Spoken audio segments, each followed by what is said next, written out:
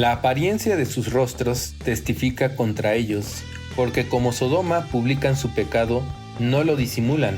¡Ay del alma de ellos! Porque amontonaron mal para sí. Isaías 3:9.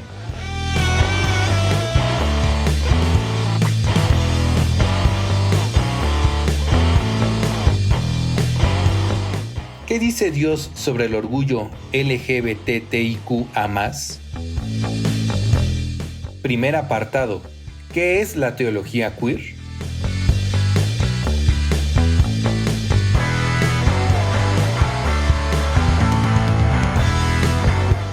La teología queer es una corriente teológica que se ha desarrollado a partir del enfoque filosófico de la teoría queer, construido a partir de los postulados de algunos psicólogos como Michel Foucault, Gayle Rubin, Eve Kosofsky y Judith Butler. La teología queer se apoya en el principio de que la diversidad de géneros y orientaciones sexuales ha estado presente en la historia de la humanidad, incluyendo la Biblia. Mientras algunos estudiosos vinculan la teología queer con la cristología, otros señalan que se trata de la adoración o alabanza al dios bisexual Baphomet, vinculado al cristianismo europeo medieval como símbolo de la unión entre ambos sexos como la etapa superior del ser humano.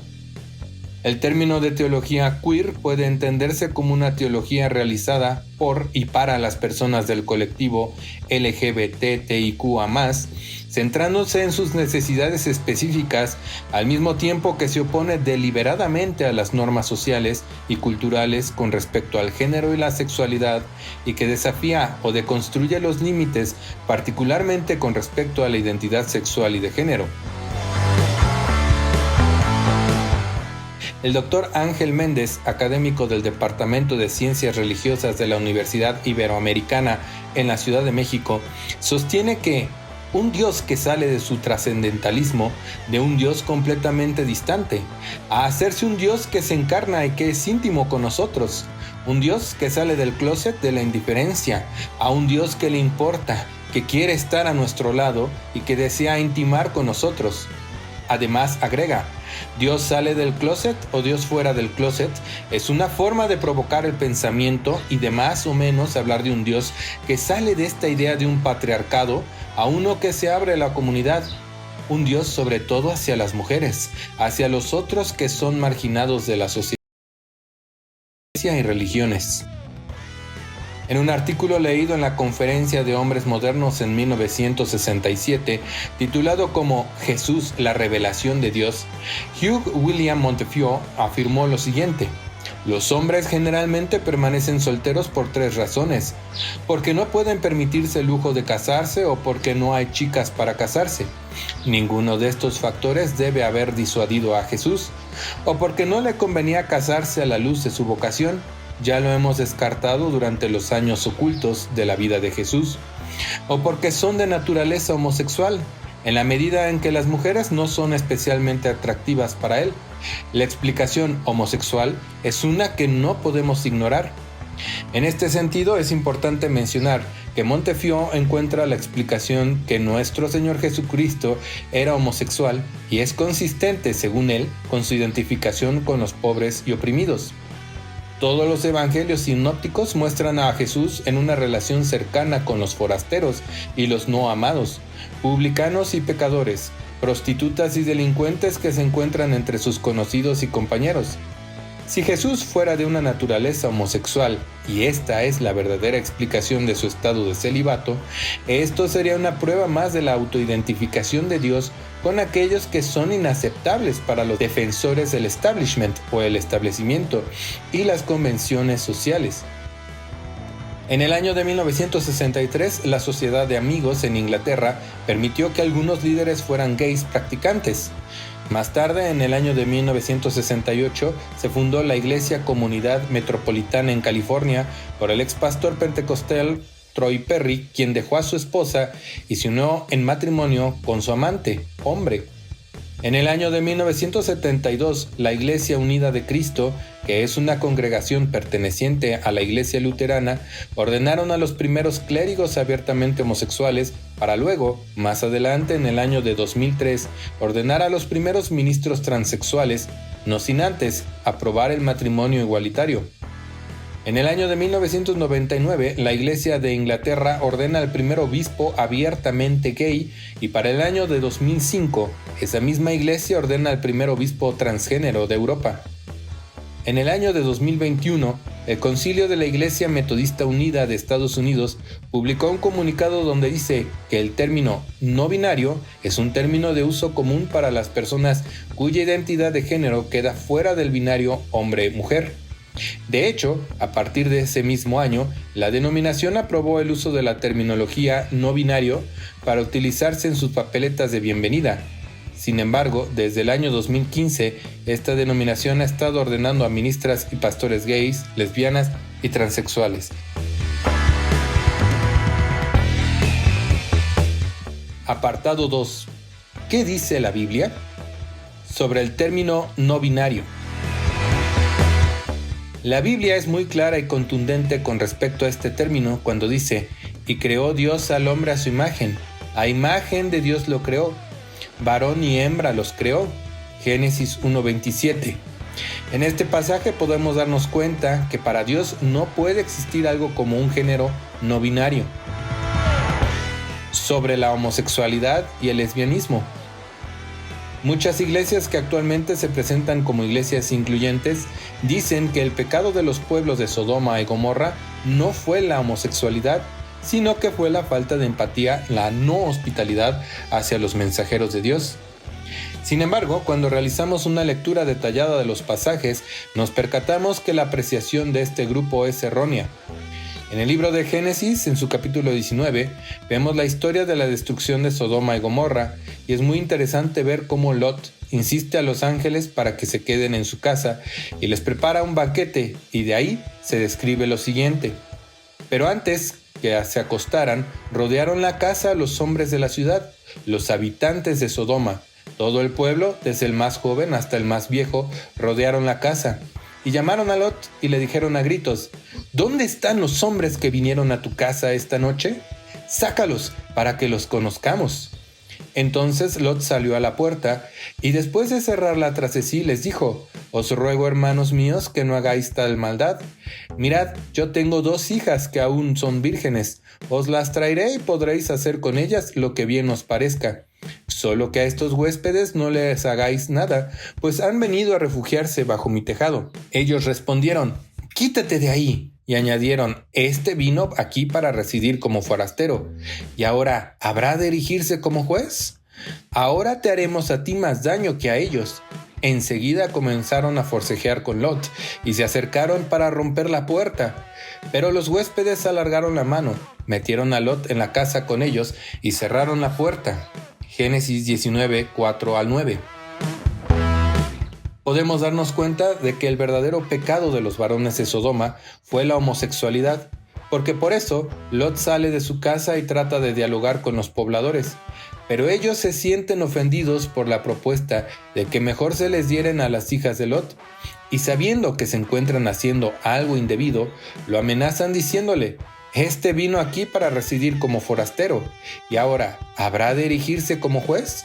Ahora te haremos más daño que a ellos. Lo cual es equivalente a decir: eres homofóbico. Adicional a lo anteriormente mencionado, nuestro Dios le dice al profeta Isaías que está en contra del pecado de la homosexualidad y advierte duramente contra todos ellos por su actitud desafiante y por no arrepentirse de su pecado. Cuando el texto dice: la apariencia de sus rostros testifica contra ellos, porque como Sodoma publican su pecado, no lo disimulan. ¡Ay del alma de ellos, porque amontonaron mal para sí! La Reina Valera 2020 dice: la apariencia de sus rostros testifica contra ellos, porque como Sodoma publican su pecado, no lo disimulan. ¡Ay de sus vidas, porque amontonaron mal para sí! La Biblia, en su versión de la Nueva Traducción Viviente, dice: el aspecto mismo de sus rostros los delata. Exhiben su pecado como la gente de Sodoma y ni siquiera tratan de esconderlo. Están condenados. Han traído destrucción sobre ellos mismos. Esta versión es muy interesante porque la Biblia de la Nueva Traducción Viviente es editada y publicada por la editorial HarperCollins, que también ha publicado diversos textos a favor de la comunidad LGBTIQA+. Por lo tanto, después de evaluar estos pasajes bíblicos, podemos darnos cuenta que aquella excusa que esgrimen las iglesias incluyentes que dice Dios te ama y te acepta como eres, es completamente falsa. El apóstol Pablo dice en la carta a los Romanos: por eso Dios los entregó a pasiones vergonzosas. Sus mujeres cambiaron las relaciones naturales por las que van contra naturaleza. Y del mismo modo, también los hombres dejaron la relación natural con la mujer y ardieron en deseos sexuales unos con otros. Hombres con hombres cometieron actos vergonzosos, por lo que recibieron en sí mismos la recompensa que merecía su extravío. Como ellos no quisieron tener en cuenta a Dios, Dios los entregó a una mente depravada para hacer cosas que no convienen. Romanos 1:26 al 28. Apartado 3. El apoyo se desvanece en Estados Unidos. Acorde a un estudio realizado por Lifeway Research, indica que en Estados Unidos 1 de cada 5 pastores no ve nada malo en celebrar bodas entre personas del mismo sexo, en contraste con 3 de cada 4 pastores, es decir, el 75% que se oponen a ello. Lo anterior son cifras que muestran que el porcentaje de pastores o ministros de culto religioso que apoyan al matrimonio igualitario ha decrecido de 2010 a la fecha, pues inicialmente el porcentaje era de 15% en 2010 a un 24% en 2019 y disminuir finalmente a un 21% en 2024. El debate continúa dentro de las denominaciones a lo largo del país. Sin embargo, el número de pastores o ministros que apoyan el matrimonio igualitario no está creciendo. Palabras de Scott McConnell, director de Lifeway Research.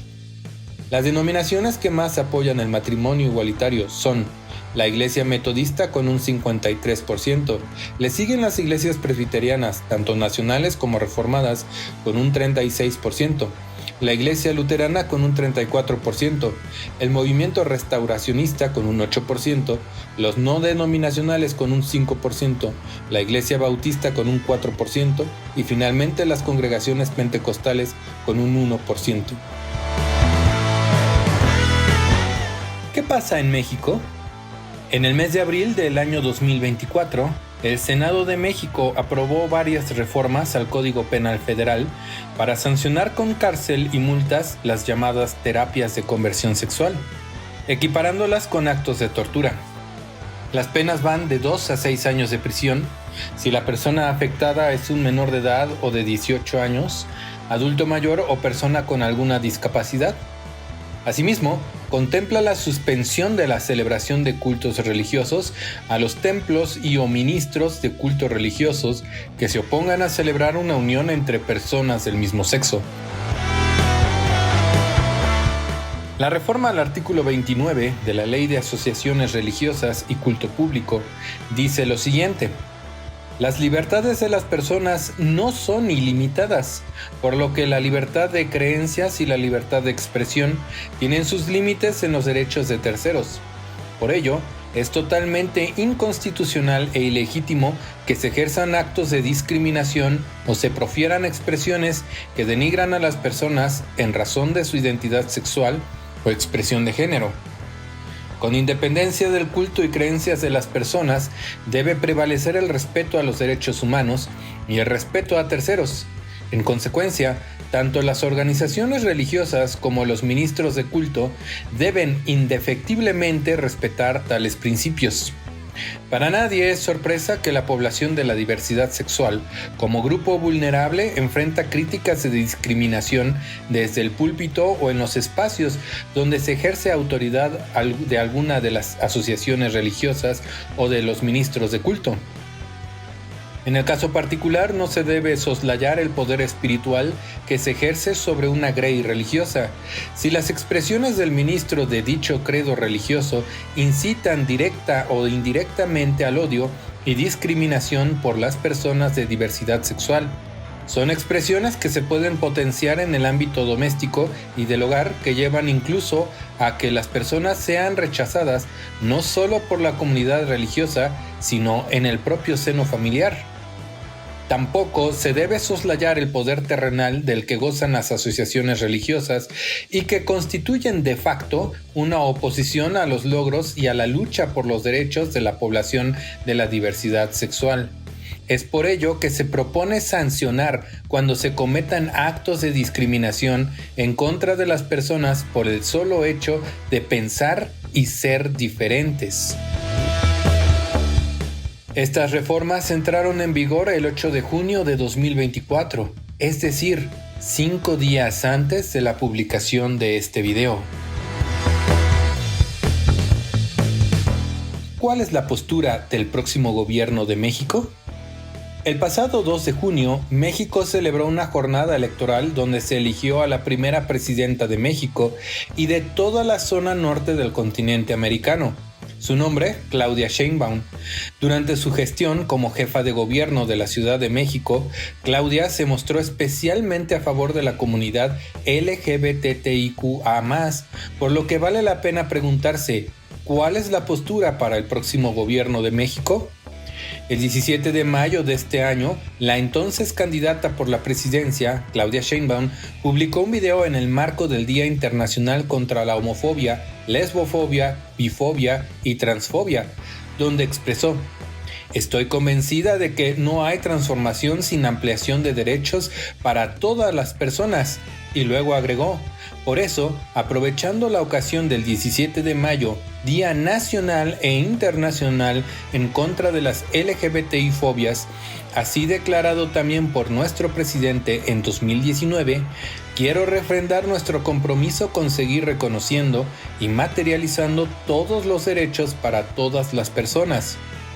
Asimismo, insistió en que para lograr estos objetivos no solamente se requiere de una agenda legislativa, sino que también de la implementación de programas de gobierno que permitan que las brechas que provocan la exclusión de todas las personas de este colectivo desaparezcan de forma definitiva para garantizar una mejor calidad de vida.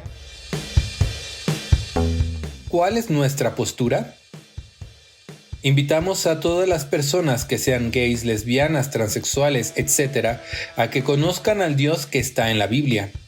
Todos los hombres y mujeres somos pecadores, porque no hay justo ni aun uno, pero solo por la gracia de nuestro Dios, que envió a su Hijo unigénito, nuestro Señor Jesucristo, somos salvos por medio de la fe. Aquí en Discípulos de Cristo reconocemos que la atracción por el mismo sexo no es una enfermedad mental, pero sí es un pecado conforme a la Biblia y no hay forma alguna de ser libre del pecado, que viniendo a los pies de Cristo, reconocer nuestro actuar pecaminoso y entregar nuestra vida a Él. Asimismo, el transexualismo es un pecado que va en aumento y atenta contra la identidad de las personas. Pero no hay forma alguna de ser libre del pecado que solamente viniendo a los pies de Cristo, reconocer nuestro pecado y entregar nuestra vida a Él. Rechazamos la idea de que las congregaciones te cierren las puertas o restrinjan tu acceso al templo. Consideramos que los templos son hospitales espirituales para todos los que busquen a Dios, porque el ser cristiano no significa que somos mejor que todos. Por el contrario, somos un grupo de pecadores que nos hemos humillado delante de Dios, hemos pedido por el perdón de nuestros pecados, hemos experimentado el nuevo nacimiento en nuestro ser, nos apartamos del pecado y buscamos llenarnos más del conocimiento y, sobre todo, la presencia maravillosa de nuestro Señor Jesucristo.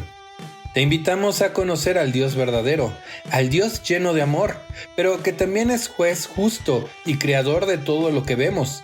Mientras haya vida, hay posibilidad de escapar del infierno, pero una vez que partamos de esta tierra, ya no hay nada que hacer. ¿Estás listo o lista para entregar tu vida a Dios y cambiar por amor a Él? Ahora, me gustaría recordarle a la iglesia una pregunta que el Señor nos hizo y que abordamos 2 programas atrás. Simón, ¿duermes? ¿No has podido velar conmigo 1 hora? Dios te bendiga.